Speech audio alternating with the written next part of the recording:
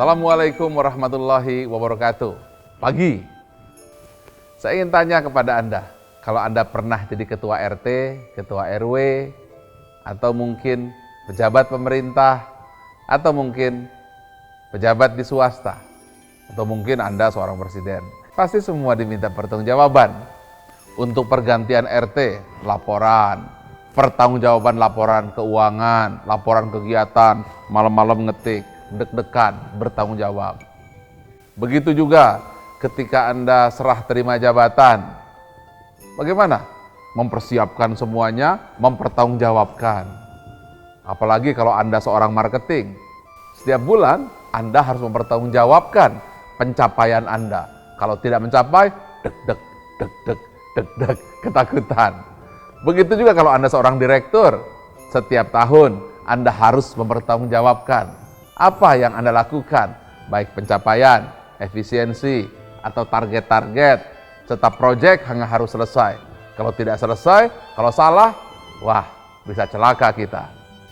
Kalau Anda direktur BUMN, atau mungkin swasta di sebuah perusahaan, maka ada RUPS. Anda seperti seorang pesakitan, kemudian disidang, Anda harus melaporkan pencapaian Anda. Lalu di sini ditentukan, apakah Anda diangkat, atau kena hukuman, atau diteruskan, atau dipecat. Ya, semua terkena pertanggungjawaban.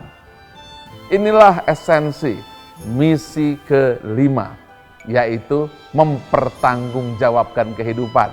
Ya benar, saya, Anda, manusia yang telah membawa 4 hal tadi, kita pun harus mempertanggungjawabkan tentang kehidupan kita. Kalau presiden sebagai mandataris MPR, maka harus mempertanggungjawabkannya kepada MPR. Manusia sebagai mandataris hamba, mandataris khalifah, harus mempertanggungjawabkan kehadapan Allah. Kalau berhasil, masuk surga. Kalau gagal, kerak neraka.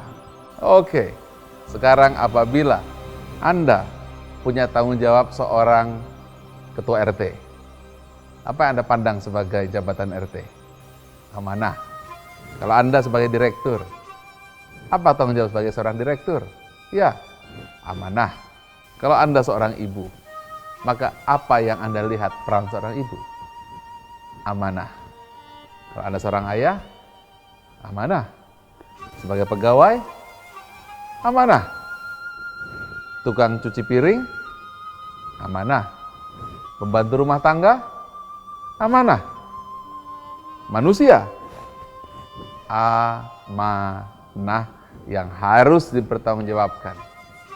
Itulah alasan mengapa ketika kita menjadi manusia, maka sesungguhnya kita sedang memegang amanah sebagai seorang hamba, sebagai seorang khalifah, sebagai seorang yang memegang janji ruh dengan Allah, yang siap menghadapi ujian, dan yang kelima, mempertanggungjawabkan. Dengan cara itulah kita menghargai peran kita sebagai manusia. Dengan cara itulah kita akan melakukan yang terbaik untuk rahmat bagi semesta alam. Indah ya? Coba sekarang kita evaluasi. Saya, Anda, kita, sudahkah Anda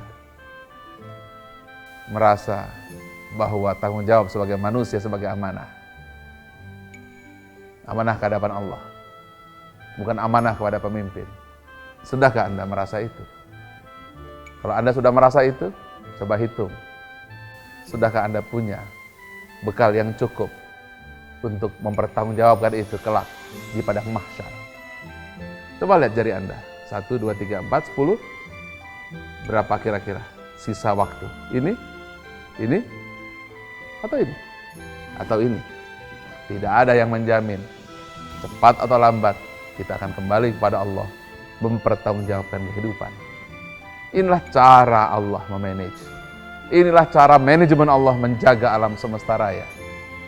Ini semua sesungguhnya pernah ditawarkan kepada langit, kepada gunung, kepada bumi, semua menolak. Tapi manusia menerimanya. Dan Allah mengatakan, manusia ini memang zalim dan bodoh. Semoga Allah ampuni kita, maafkan kita, agar kita bersama-sama bisa mempertanggungjawabkan kehidupan yang sangat berat ini. terimalah nasib sebagai manusia. Terimalah ini, bukan sebagai hukuman, tapi amanah dari Allah. Kalau berhasil, jannah. Kalau gagal, Anda tahu, saya juga tahu. Saling doa, semoga Allah ampuni kita. Berbagai cara untuk mengatur manusia agar jadi baik. Dari mulai hukuman, dari mulai aturan, dari mulai polisi, hakim, dan jaksa, tetapi tetap saja penebangan hutan tidak berhenti. Pembunuhan hewan-hewan langka tetap terjadi. Penyelundupan narkotika tetap terjadi. Penjualan manusia tetap terjadi. Apalagi solusinya? Ya, kita harus mampu menciptakan komunitas baru, God-fearing people, yaitu manusia yang takut dengan Tuhan. Mungkin Anda mengatakan lucu, ya, tetapi jangan lupa, kalau punya kulkas, ada buku petunjuknya. Kalau ada manusia dan alam, ada petunjuknya. Petunjuknya adalah kitab suci Al-Quranul Karim, yaitu manusia yang takut kepada Allah. Kalau ini terjadi, maka berkurang tugas-tugas polisi, jaksa, dan hakim. Itulah sebabnya, perasaan tanggung jawab kepada Allah, perasaan tanggung jawab kepada hari kemudian adalah kunci untuk melahirkan kebaikan. Bayangkan, kalau orang yang memiliki rasa tanggung jawab kepada Allah, ia tidak akan mengambil keuntungan jangka pendek. Bahkan ia bersedia menjaga bumi hingga anak cucu cicitnya. Mengapa? Karena ia tahu balasannya bukan di sini, tetapi juga balasannya adalah di akhirat. Bayangkan betapa indahnya manusia kalau kita mampu menciptakan komunitas God-fearing people, yaitu manusia yang takut kepada Tuhan. Demikian, semoga kita termasuk kelompok itu. Assalamualaikum warahmatullahi wabarakatuh.